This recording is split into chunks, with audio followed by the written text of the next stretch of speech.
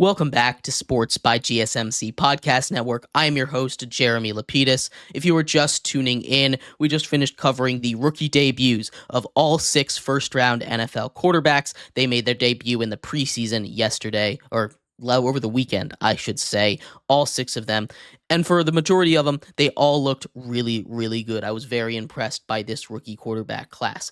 We also talked about in the first segment, we did a whole recap of the 2024 Paris Olympic Games for the U.S. We went over the clutch comeback for the U.S. women's team to tie up the gold medal count with China at the very end on the last day of competition. In this segment, though, we're going to head down to the world of college football, a season that is right around the corner. The AP put out its preseason top 25 today. We're going to go through it, see what I think of that list.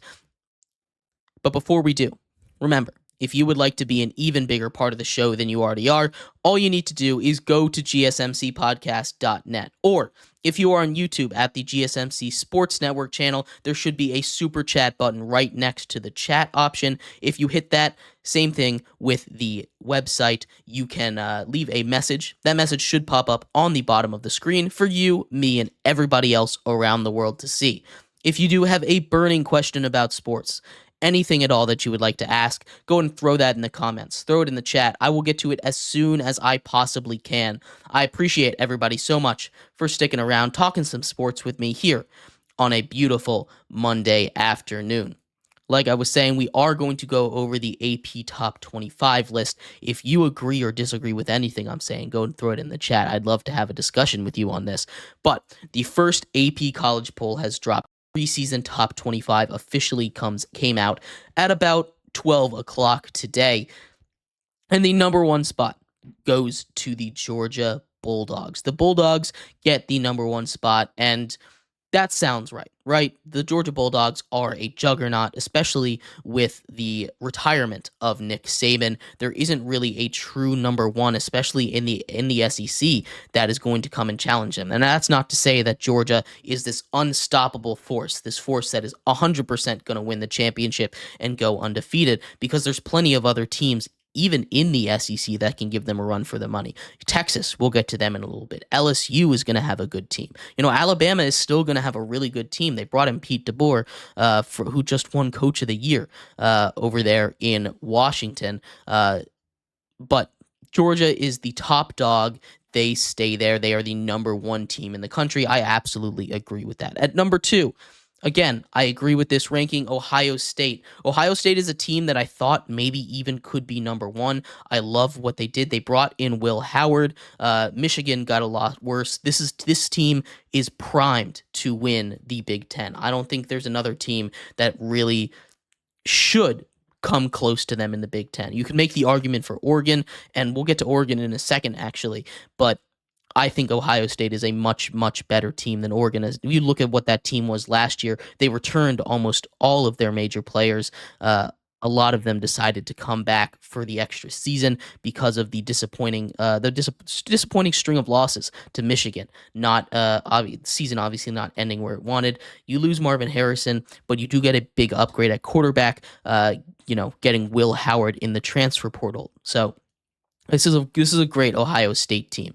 They have Oregon at 3, and this is the first one I disagree with. Now, I think Oregon's great. They obviously had a great transfer portal class with all the money that Nike is giving them, right?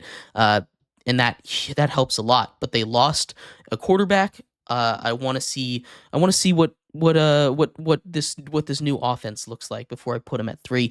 Now, that being said, I'm not going to drop them far. Me personally, I think I'd drop them at 4. Swap them with the number 4 team that they have right now in there at Texas, who can give a run for the money. They made the playoffs last year, obviously. They returned they returned their quarterback. A lot of their core is still there. This is going to be a really good Texas team as well. So Texas is at 4. I would swap them and Oregon so far. At 5 is Alabama, and I'm conflicted about Alabama because the big thing with them is obviously they lose Nick Saban, and that is a crushing blow. The loss of a head coach, especially in college football, kills your team in a lot of cases. Now, there's ways to make up for it. Obviously, they bring in Pete DeBoer. He brings a lot of guys over with him from a runner-up season, but It's not the same. It doesn't have the same Alabama feel at 5. I think it's rated a little bit too high. Now, I think they're a fringe top 10 team still, but I think 5 is a little high for Alabama as of right now. I want to see what that new culture, that new locker room culture looks like without Nick Saban. At number 6, they have Ole Miss, another SEC team. Ole Miss is going to be very good. I like that spot there. 7 is Notre Dame. Notre Dame always feels a little overrated to me, and there's no reason for me to feel that way, to be honest. This is a really good Notre Dame roster, but this Notre Dame roster just feels like 7 is a bit high for them. And the same thing with Penn State. Penn State always seems to be overranked. Now, Penn State, I think, should drop out just a little bit. Now, again, all of these teams are going to be great, but Penn State, Notre Dame, I just think are rated a little bit too high. I'd put teams like Florida State and Utah ahead of them, who are lower down on this list. Number 9, Michigan. That program is on the brink of falling apart. They lose not only their head coach, they lose their quarterback, they lose their running back, they lose their entire offensive engine. Sharon Moore has a lot coming down the tank as far as sanctions are. This team at 9 is too high. I think this team, while they won't fall off a cliff this season, this is not going to be anywhere close to a repeat kind of season that they expect. And I think that's about reasonable. A lot of Wolverines fans, I'm sure, won't debate me on this. I think this team obviously is worse than it was last season. If I'm wrong, come at me. Let me know. I just think this team is nowhere close to where it was last season, whether that be because of the head coach, the lack of returners, or the incoming NCAA sanctions that we've already started to see a little bit from the Jim Harbaugh era. Rounding out the top 10, they have Florida State. Florida State, I think, is solid at 10. I might put them up a spot or two over a couple of these teams, but Florida State at 10 is good. Missouri at 11, I don't have it up, but I think that might be the highest Missouri has ever been in a preseason poll, at least in the last 20 years. So that is incredibly impressive. I love this Missouri team. I think they were so close to making a run at the playoffs last season, but obviously a couple of tough losses there at the end kicked them out of contention. This is a Missouri team that can go pretty far, I do believe. Utah, at number 12. Utah's an interesting one.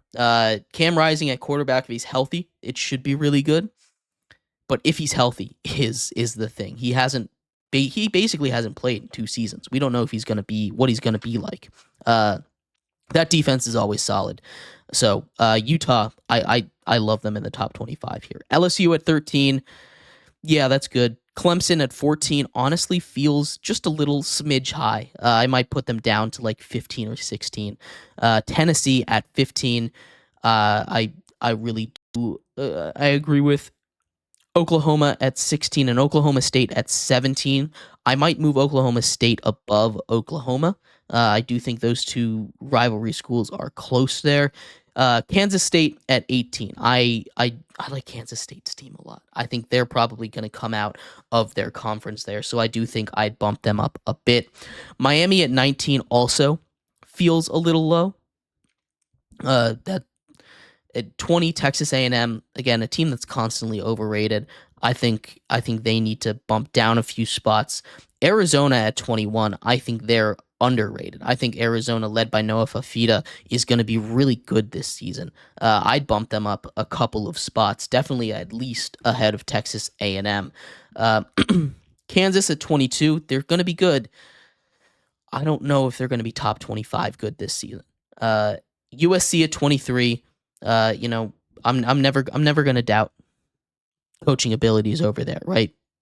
They're just cranking out Heismans, but 23 maybe a little overrated. I'd put 24 NC State above them at least, and 25 Iowa. That defense is going to carry them. I don't mind them getting a top 25 rating. I'm curious to see if they can get some offense going this season. Obviously, they haven't been able to get much going at all. But when we're looking at receiving votes, I thought it was interesting. Now, I'm not going to go through the list of every single team that received votes, but the two that stuck out to me were a couple of group of five schools. Liberty, for instance, and I don't know if I'm outspoken about this, but Liberty, I think they're so overrated. I think Liberty is the most overrated team in college football, and I think that goes back to last season as well. Liberty played this softest, most cupcake schedule that you possibly could. Their strength of schedule is literally dead last in the FBS, and they were the representative for the group of five, which I hate. I don't like. I don't like Liberty. I don't think they're good at all. The other one that I thought was interesting, App State got some votes, and again, maybe this is a little biased here. I try to stay as unbiased as possible here at Sports by GSMC Podcast Network, but I'm a James Madison alum here, and I think App State's going to be a great team. I think App State's going to be great, and maybe that's part of why I don't like Liberty as well. But I think App State should be getting the more respect than it is. They only got four. They only got 4 points in the other receiving votes polls, and I think they need to at least be above Liberty. Again, I think Liberty is so overrated. But shout out to a couple of to those groups of five schools that are getting representation here in the preseason poll. That's always tough to do, to get respect when you're not in a power conference.